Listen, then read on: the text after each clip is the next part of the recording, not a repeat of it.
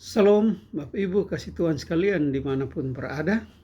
Kali ini saya ingin membaca bagi Bapak Ibu sekalian um, firman Tuhan yang tertulis di dalam surat Rasul Paulus kepada jemaat di Tesalonika.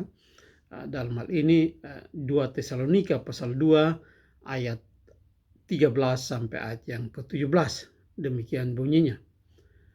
Akan tetapi kami harus selalu mengucap syukur kepada Allah karena kamu, saudara-saudara yang dikasihi Tuhan, sebab Allah dari mulanya telah memilih kamu untuk diselamatkan dalam roh yang menguduskan kamu dan dalam kebenaran yang kamu percayai. Untuk itulah Ia telah memanggil kamu oleh Injil yang kami beritakan, sehingga kamu boleh memperoleh kemuliaan Yesus Kristus Tuhan kita. Sebab itu berdirilah teguh dan berpeganglah pada ajaran-ajaran yang kamu terima dari kami, baik secara lisan maupun secara tertulis.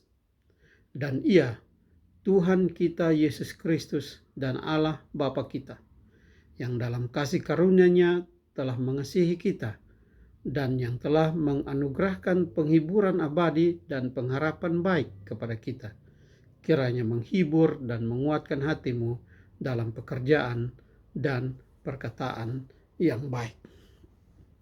Saudara sekalian yang Tuhan Yesus kasihi, kepada jemaat di Tesalonika, Rasul Paulus berbicara dalam bagian sebelumnya, dalam pasal yang kedua dari surat 2 Tesalonika ini, bahwa ada bahaya yang mengancam jemaat, pengajaran yang tidak benar tentang hari Tuhan, dan berbagai hal lain. Tetapi secara umum juga kita mengerti bahwa jemaat-jemaat mula-mula pada zaman Rasul Paulus waktu itu umumnya berada di bawah penindasan dan tekanan yang cukup berat, baik dari pemerintah Romawi sendiri. Pada zaman Rasul Paulus, para beberapa kaisar memproklamirkan diri sebagai Tuhan dan menuntut supaya orang-orang yang berada di bawah pemerintahan atau penjajahan mereka mengaku mereka sebagai Tuhan, dan kalau menolaknya bisa dihukum, bahkan dengan hukuman mati. Dan tentu saja orang Kristen tidak bisa menerima itu, sebab orang Kristen percaya bahwa hanya Yesuslah Tuhan dan Juru Selamat, dan orang Kristen dengan sendirinya berada dalam ancaman hukuman oleh karena tidak memenuhi permintaan atau tuntutan dari Kaisar Romawi. Nah, selain itu orang Kristen juga harus berhadapan dengan orang-orang Yahudi yang yang tidak percaya pada Yesus, yang sangat membenci mereka. Lalu juga tentu orang-orang dalam kebudayaan Yunani yang sudah mulai berfilsafat pada saat itu dan menganggap bahwa ajaran Kristen tentang keselamatan yang datang dari Yesus yang disalibkan adalah satu kebodohan, sehingga juga melecehkan orang-orang Kristen termasuk Rasul Paulus sendiri. Nah, dalam keadaan seperti itu Rasul Paulus berkata, mengirim surat kepada para jemaat di Tesalonika, dan ia mengatakan pada mereka bahwa walaupun keadaan mereka sulit, tetapi Paulus dan teman-teman penginjilannya harus dengan sukacita tetap harus mengucap syukur kepada Allah karena kamu, karena jemaat di Tesalonika. Mengapa Rasul Paulus bersyukur atau bersukacita karena jemaat Tesalonika? Di kalimat selanjutnya mengatakan dengan sangat jelas. Pertama, dia mengatakan dia bersukacita karena mereka dikasihi oleh Tuhan. Dan yang berikut yang sangat penting, Paulus mengatakan bahwa ia bersukacita, ia bersyukur kepada Allah atas jemaat di Tesalonika. Karena apa? Ini satu alasan yang sangat luar biasa, yang sangat penting, sangat unik. Paulus mengatakan ia bersukacita karena Allah sudah memilih jemaat dari mulanya. Kalau kita menyelidiki surat Efesus pasal 1, yang dimaksud dari mulanya ialah sejak dunia belum dijadikan. Jadi Paulus bersukacita karena Allah sudah memilih jemaatnya Allah sudah memilih orang-orang yang percaya kepada Dia juga di dalam jemaat Tesalonika sebelum dunia dijadikan untuk apa? Untuk diselamatkan. Jadi bukan hanya untuk diberikan kesempatan untuk mengusahakan keselamatan atau berjuang supaya selamat, tetapi untuk diberikan keselamatan. Jadi Allah yang berikan. Sehingga itu di dalamnya ada kepastian, sebab ini keselamatan orang percaya adalah tindakan Allah.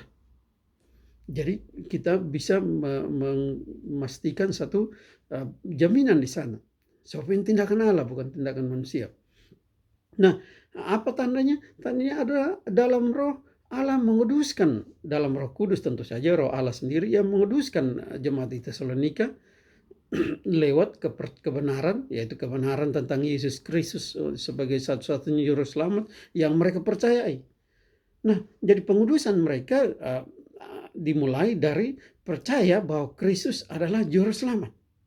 Dan dengan itu Allah menguduskan mereka selama hidup mereka di dunia ini untuk makin percaya pada Kristus dan makin memisahkan dari dosa dunia ini, memisahkan diri dari dosa dunia ini. Nah, bagaimana Allah mulai bekerja dalam pengudusan itu? Dikatakan dalam ayat yang ke-14 bahwa Allah memanggil jemaat di Tesalonika lewat Injil yang diberitakan oleh Rasul Paulus dan teman-temannya. Dikatakan sehingga kamu boleh memperoleh kemuliaan Yesus Kristus Tuhan kita. Jadi untuk apa Injil diberitakan? Supaya orang-orang yang Tuhan panggil, yang Tuhan pilih menjadi percaya dan mendapatkan bagian dalam kemuliaan Kristus, yaitu menjadi anak-anak Allah bersama-sama dengan Kristus, menjadi ahli waris kerajaan surga bersama-sama dengan Kristus. Nah, semua itu terjadi. Mengapa terjadi? Bukan karena jemaat di Tesalonika menggunakan kehendak bebas mereka untuk memilih mengikut Tuhan, tetapi karena Tuhan sudah memilih mereka sebelum dunia dijadikan untuk menyelamatkan mereka.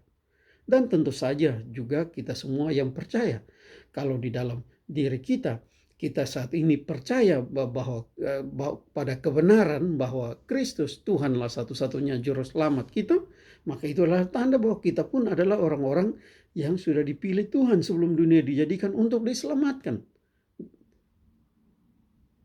Bapak Ibu saudara yang Tuhan Yesus kasihi, dan dalam hidup kita oleh pekerjaan Roh Kudus, dalam hidup jemaat di Tesalonika dahulu, dalam hidup kita orang percaya saat ini, Roh Tuhan akan bekerja untuk menguduskan kita, membuat kita makin lama makin berpegang pada Kristus juru selamat dan meninggalkan berjuang meninggalkan dosa-dosa kita.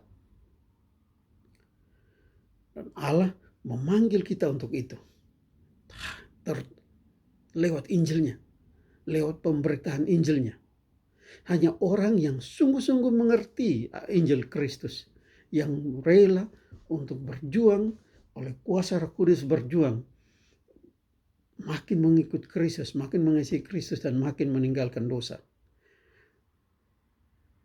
Tidak ada orang yang akan sungguh-sungguh berjuang meninggalkan dosa-dosanya kalau ia tidak mempunyai jaminan, mempercayakan jaminan keselamatan di dalam Injil Kristus, dalam kabar baik tentang Kristus yang menyelamatkan kita. Banyak orang, banyak pengajaran lain mengajak pengikutnya untuk berjuang supaya kalau bisa, kalau memenuhi syarat, mendapatkan keselamatan surgawi, keselamatan bersama Tuhan di surga. Tetap semua itu adalah spekulasi. Kalau bisa, bagaimana kalau tidak? Dan siapa yang mau bertekun pada sesuatu yang tidak pasti? Dan ini sesuatu yang kekal, sesuatu yang tidak bisa diulangi. Kalau saya berjuang misalnya untuk mendapat satu pekerjaan atau satu posisi, berjuang habis-habisan, saya harus coba sendiri berjuang. Bagaimanapun masih ada pikiran bahwa umpama pun sampai gagal mendapatkan posisi atau pekerjaan itu, masih ada hal lain yang bisa dilakukan untuk menjalani atau menghidupi kehidupan saya bersama keluarga misalnya. Itu bukan satu-satunya. Tetapi untuk keselamatan kekal, Bagaimana mungkin orang akan disuruh berspekulasi, berjuang sendiri, jika konsekuensinya ialah kalau gagal, maka orang akan binasa selama-lamanya. Tidak ada jaminan orang pasti berhasil dalam perjuangan itu. Untuk itulah karena Allah tahu bahwa bukan hanya kemungkinan gagal, tetapi kita semua karena dosa harusnya sudah gagal mendapatkan keselamatan. Sebelum dunia dijadikan, Allah sudah tahu itu. Maka dia memilih orang-orang yang ia kasihi untuk diselamatkan. Dan diproses lewat pekerjaan Roh Kudus yang menguduskan kita. Sehingga pada waktu kedatangan Kristus, kita akan mendapat bagian penuh dari kemuliaannya. Sebagai tanda bahwa kita memang sudah dipilih untuk keselamatan. Demikianlah surat Rasul Paulus kepada jemaat di Tesalonika. Kamu dalam kesulitan. Kamu juga harus berjuang melawan dosa-dosamu. Tetapi bersukacitalah. Bersyukurlah bersama kami bahwa kamu dipilih oleh Allah untuk diselamatkan. Dan Roh-Nya lah yang akan menguatkan kamu untuk bertahan di dalam proses pengudusan. Yang memang kadang-kadang melewati penderitaan seperti orang-orang di Tesalonika dahulu. Oleh karena itu, Paulus menasihati jemaat di Tesalonika dalam ayat yang ke-15. Sebab itu berdirilah teguh dan berpeganglah pada ajaran-ajaran yang kamu terima dari kami, baik secara lisan maupun secara tertulis. Nah, Paulus menasihati. Allah Roh Kudus memproses pengudusan kamu lewat pengajaran yang dia percayakan lewat kami, maksudnya lewat Paulus dan teman-temannya. Berpeganglah pada pengajaran itu, supaya proses pengudusanmu berjalan ke arah yang Tuhan kehendaki, ke arah kemuliaan bersama Kristus pada hari kedatangannya. Berpeganglah pada ajaran kami, kata Paulus. Ajaran yang mana? Tentu saja ajaran salah satu dan bagian paling penting dari ajaran Rasul Paulus adalah bahwa keselamatan hanya ada di dalam Kristus. Dan keselamatan itu diberikan hanya sebagai anugerah Allah, bukan karena usaha manusia. Kita bisa membaca dalam berbagai tulisan Rasul Paulus tentang hal itu. Kepada jemaat di Efesus dan sebagainya. Juga kepada jemaat di Tesalonika ini. Ajaran Paulus bahwa kamu, orang-orang percaya, itu bukan karena kamu yang berinisiatif mau percaya kepada Tuhan. Bukan karena kamu yang memilih untuk mau percaya kepada Tuhan, sehingga kamu bisa diselamatkan. Tetapi karena Allah yang memilih kamu sejak dunia belum dijadikan untuk menyelamatkan kamu. Allah tidak akan gagal sebab dia Allah, Maha Kuasa. Tidak ada yang bisa menghalangi keinginan kehendaknya yang baik untuk menyelamatkan kita. Menyelamatkan jemaat Tesalonika. Jadi berpeganglah pada ajaran bahwa Yesuslah satu-satunya juru selamat bagi kita. Dan Allah sudah memilih kita untuk diselamatkan lewat penebusan juru selamat kita, Yesus Kristus. Berpeganglah dalam keadaan bagaimanapun, bahwa keselamatan adalah anugerah Allah. Supaya kamu teguh, kata Rasul Paulus. Dan Paulus berdoa, berharap dan berdoa, tentu saja berharap pada Tuhan, sehingga harapannya tidak sia-sia dalam ayat 16 dan 17. Bahwa Tuhan Yesus Kristus, Allah Bapa kita, karena Kristus Allah menjadi Bapa kita. Dalam kasih karunia-Nya yang telah mengasihi kita, yang telah menganugerahkan kepada kita, menganugerahkan pada jemaat Tesalonika dan kepada kita semua penghiburan abadi dan pengharapan baik. Artinya apa? Penghiburan yang berlaku kekal selama-lamanya. Kalau ada orang berduka cita atau mengalami kesusahan karena berbagai hal, teman-teman, handai taulan, saudara bisa datang dan menghibur. Tapi hiburan sementara tidak menyelesaikan masalah. Tak walaupun memberi kekuatan sehingga orang tidak terlalu hanyut di dalam kesusahan, kedukaan, keputusasaan dan sebagainya. Tapi hiburan dari Allah lewat Roh Kudus karena keselamatan yang Kristus berikan lewat penebusannya adalah hiburan kekal. Hiburan itu menguatkan jemaat Tesalonika dan menguatkan kita semua dalam menghadapi tantangan kesulitan dalam hidup sekarang ini. Dan hiburan itu akan membawa sukacita yang kekal, sukacita yang sempurna ketika kita semua sudah berada di dalam kerajaan Allah yang kekal nanti.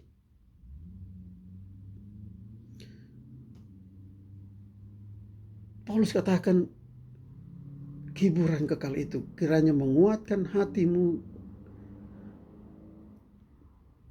dalam hidup ini saja, dalam menghadapi tantangan kesulitan hidup ini saja.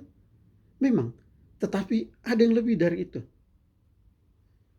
Karena hiburan, karena kekuatan dari Injil, karena yang diberikan oleh Injil Kristus, Injil keselamatan Kristus kepada jemaatnya Tesalonika dan kepada kita semua. Hiburan itu mendatangkan ungkapan syukur lewat pekerjaan dan perkataan yang baik yang memuliakan Allah. Jadi, pada akhirnya, semua perbuatan Allah untuk menyelamatkan kita, mulai dengan memilih kita sebelum dunia dijadikan, memproses pengudusan kita, menyelamatkan kita lewat Kristus sehingga dosa kita tidak membawa kita ke neraka, dan memproses pengudusan kita lewat pekerjaan Roh Kudus, menguatkan kita lewat Injilnya, dengan Injilnya. Semua itu memang untuk kebaikan, keselamatan kita. Tetapi ingat satu hal, yang terutama, semua itu adalah untuk kemuliaan Allah sendiri. Bagi Dialah kemuliaan sampai selama-lamanya. Hari ini, umat Protestan di seluruh dunia merayakan Hari Reformasi, hari di mana Martin Luther memproklamirkan 95 dalil untuk memperbaiki kehidupan gereja pada masa itu. Yang waktu itu gereja sudah menjauhi firman Tuhan. Antara lain juga menjauhi pengajaran bahwa keselamatan kita hanya karena 100% karena anugerah Tuhan. Ingatlah kasih Tuhan sekalian, sebagaimana yang dituliskan Rasul Paulus ini, pada akhirnya kemuliaan Tuhan, soli Deo gloria, harus menjadi tujuan utama kehidupan kita, kekristenan kita. Mengaku bahwa Dia sudah memilih kita sebelum dunia dijadikan. Mengaku bahwa lewat segala kesulitan hidup kita, tantangan hidup kita sebagai orang Kristen pada masa kini, pada dalam kehidupan kita masing-masing, kita dikuatkan oleh kuasa Roh Kudus yang mengingatkan kita pada Injil Kristus yang sudah menyelamatkan kita. Semua itu harus menguatkan kita, membuat kita memuliakan Allah. Terpujilah Tuhan sampai selama-lamanya atas keselamatan yang diberikan oleh Kristus, atas pilihannya untuk menyelamatkan kita yang berdosa ini, menebus kita di dalam Kristus, untuk satu tujuan akhir, memuliakan Dia sampai selama-lamanya. Amin.